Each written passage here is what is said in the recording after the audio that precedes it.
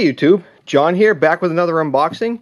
And I wasn't planning on doing 2 unboxing videos in a row, but unfortunately the X101 that we took a look at last week has developed a bit of a problem. And we'll talk about that in a future video, but instead of doing a review on that, we're going to be taking a look at this. And this is another one of those package deals from Amazon that I'm really starting to like. And this is another MJX product. It's the MJX X400. So it's an older product, but it does have the Wi-Fi FPV, and really what drew it to me was this case. So it comes with a nice form-fitted case that's actually cut out to hold the quadcopter, the transmitter. I mean, it'll even hold the quadcopter with the prop guards on it, and it'll hold all your accessories. So definitely a pretty cool design. I think it was like $70 delivered with Amazon Prime, so definitely not a bad deal either. So let's jump right into it. First thing we'll take a look at is the transmitter, and I'm assuming the sticks are in here somewhere. The sticks are right in here with the charger. So yeah, while we're in there, we have our standard kind of USB charging cable with a JST connector on it. Your regular standard small screwdriver for assembly, and here are the sticks for the transmitter. So we'll just push the sticks on. We'll give the transmitter a feel, and definitely one of the more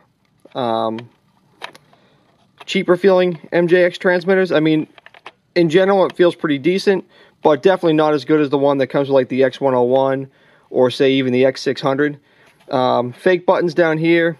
You have your trim buttons. The sticks don't click, and we have 4 shoulder buttons here on the top. So I mean, it doesn't feel gritty or anything. It feels pretty good. It's just, you know, not one of their nicest transmitters. I do like that it's in black though. We have what looks like our landing gear, our prop guards, and the antenna holder for the FPV antenna. We'll go back here, and we have our cell phone mount.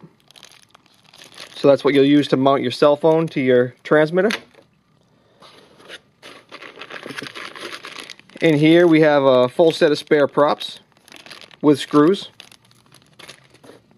Go back into this hole over here, and we have our spare batteries. And this was advertised to come with a total of 4 batteries. So there's the 1 battery that came with the quad, and then a set of 3 spare batteries.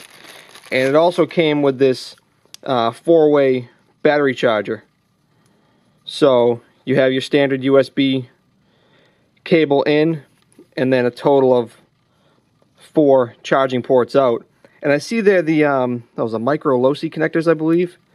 So I'm assuming there's probably adapter cables, and yes, there is. So we have 3 of these spare batteries here, which are 750 milliamp hour, 3.7 volt, 1 cell batteries with a JST connector on them.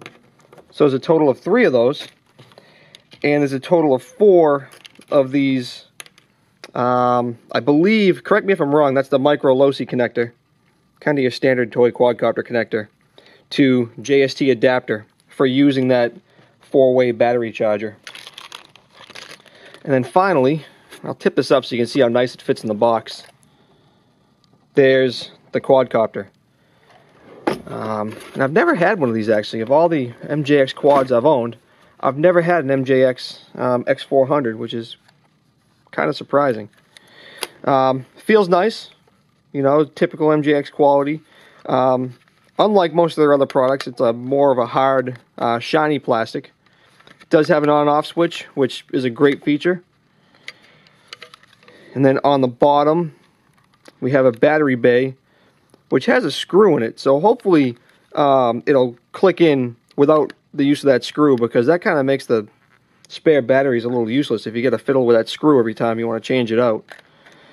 There's your Wi-Fi antenna and your Wi-Fi FPV camera, and it looks like it is adjustable, so you can kind of face it forward or face it down depending on what you want to look at.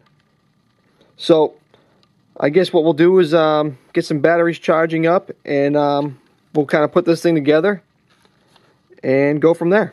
One quick thing I did want to point out is that this comes with the C4005 camera, and what I noticed is it doesn't have any kind of SD card in it. So I'm assuming that means that all of the video footage or still photos are going to be stored to your phone and not to the quadcopter. So I'll be interested to see how that works out. But yeah, we'll go ahead and put this thing together. So the first thing we'll do is we'll put on the landing gear, and what you'll notice with the landing gear is it'll only go on in one direction. And if you look closely, you can see that these two pegs and these two pegs have different spacing. And this goes towards the front of the quadcopter. So the wider space pegs go toward the front. And they simply just push right on. So you just push these cables out of the way, and you have these 4 mounting holes here, and literally just push it right into place. And that's pretty firmly mounted.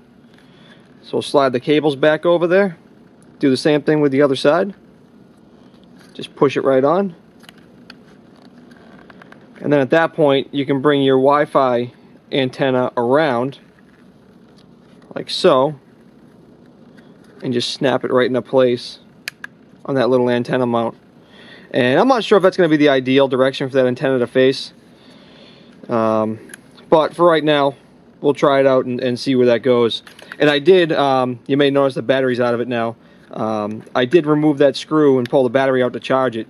And it looks like you can run it without that screw. It's pretty firmly clipped in place, the battery bay. So I'd feel comfortable running it without that screw. And that way you can make, quick battery changes at the field. Once it's on its landing gear, we'll go ahead and put the prop guards on if you want to use them.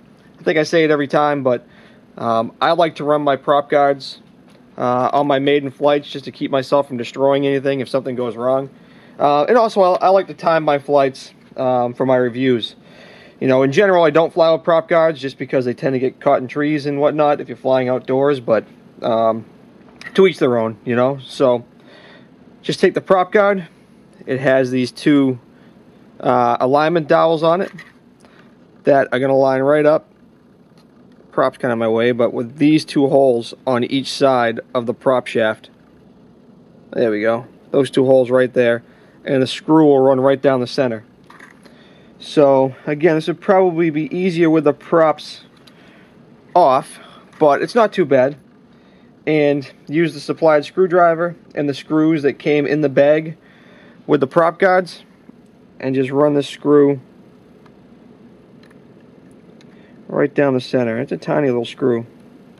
There we go. And just run it right down the center. And just do the same thing for all 4 corners, and your prop guards are on. So once the quadcopter's all set, the last thing you have to do is set the transmitter up, which is literally just putting some batteries in it. There is a screw on the battery door, but again, there's really no reason to keep it on there because it's pretty well secured with this tab. It takes a total of 4 AA batteries. And then once your batteries are in, you have your cell phone mount. And literally just a ball and socket joint. Just push them together. It can be a little tough, but it's not too bad. And then if you look at this holder, you can see that the top hole is actually smaller than the bottom hole. And there's a little release pin here to take it off. And where that release pin is going to line up to, or line up with, is this slot right here. So you'll take the larger end of the square hole and slide it right down over the top here till you hear it click. And that's it. That thing's installed. And like I showed on the last video of the X101, this cell phone holder is actually pretty big. I mean, this is an iPhone 6 Plus with an OtterBox on it, and it holds it pretty securely. So there it is, the MJX X400 with Wi-Fi FPV. So far, first impressions without flying it, definitely a great looking quad. The quality feels pretty good, which is, typical of MJX stuff. I especially like the package that this one comes with the spare batteries, especially this case. The fitted case is awesome. Everything you see on this table fits in that case as is. No modifications needed. You probably have to pull the camera mount off, the cell phone mount off, and that's about it. I wish all my quadcopters had a case like that, because going out to the field or just going out somewhere, throw it in the back of your car, you don't have to worry about it getting crushed or broken. So definitely a pretty cool feature. So what we're going to do now in the coming weeks is we're going to run this thing through its paces. We're going to test all its features and functions, the headless mode, the 1 kilo return, the Wi-Fi FPV, and we're going to come back in the next couple weeks with a full, honest review of this quadcopter. So until then, I hope this video was helpful to someone. If it was, please give it a thumbs up. Definitely leave a comment down below. I love hearing from you guys. If you haven't already, please subscribe. It definitely helps out. And as always, thanks for watching. I'll catch you next time.